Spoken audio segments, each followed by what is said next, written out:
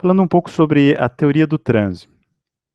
Nós temos nessa imagem, do lado esquerdo, a imagem de Svengali, um romance bastante conhecido, onde aqui a proposta é de que a hipnose que está acontecendo ali é aquele indivíduo, o hipnotizador Svengali, provocando uma influência sobre a Trinity.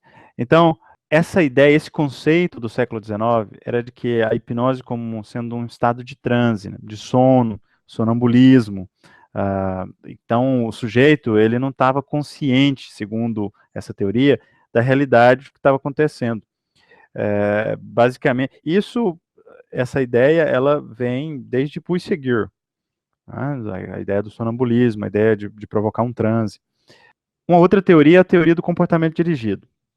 Se nós falamos da teoria do comportamento dirigido, aqui essa é uma teoria onde um psicólogo americano propõe que a pessoa ela se comporta durante o transe hipnótico com a intenção, ela faz todo o esforço com a intenção de atender ao que é sugerido que ela faça.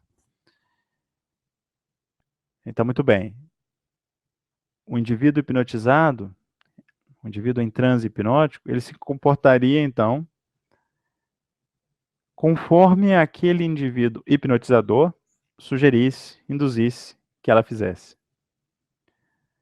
Então, nesse sentido aqui, a conduta apresentada pelo hipnotizado nada mais é do que um esforço dirigido por ele mesmo, com a finalidade de comportar-se conforme ele julga que deve atuar o indivíduo hipnotizado.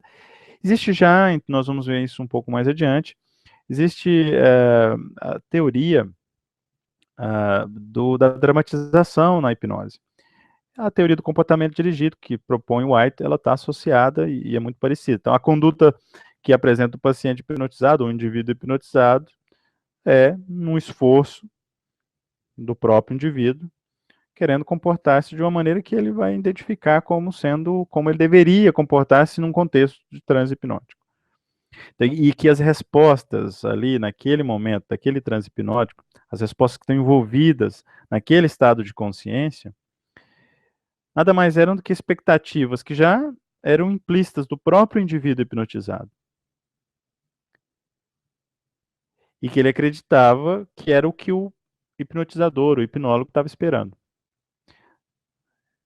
Muito alinhado com a teoria de dramatização, o desempenho de papel. Se nós avançamos para uma outra teoria, que é a teoria do fenômeno psicossomático, essa teoria propõe o seguinte: ela propõe que o transe é uma reação psicossomática complexa que abrange tanto elementos psicológicos como elementos fisiológicos.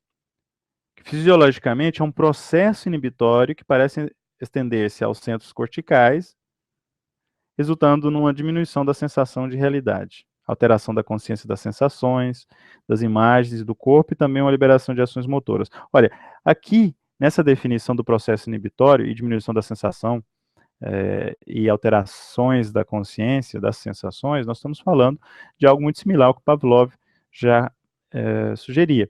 Mas também aqui a gente está falando, nessa teoria, da ideia daquele fenômeno que acontece durante o transe, onde um indivíduo hipnotizado, ele passa a ter alucinações visuais durante o transe, alucinações gustativas, olfativas, ou seja, da consciência das sensações. Ele diz que psicologicamente cada pessoa é individual, portanto, cada um vai experimentar a experiência hipnótica de forma diferente. Internamente, ele vai responder àquela situação e ele vai ter essa experiência interna que vai depender da comunicação do hipnólogo. Ou seja, é um vai e volta e que então vai depender tanto da habilidade do hipnotizador como da interpretação e da experiência interna do próprio indivíduo. Então, cada indução ao transe, cada fenômeno hipnótico, ele passa, segundo a teoria do fenômeno psicossomático, dentro do elemento fisiológico, dentro do elemento psicológico.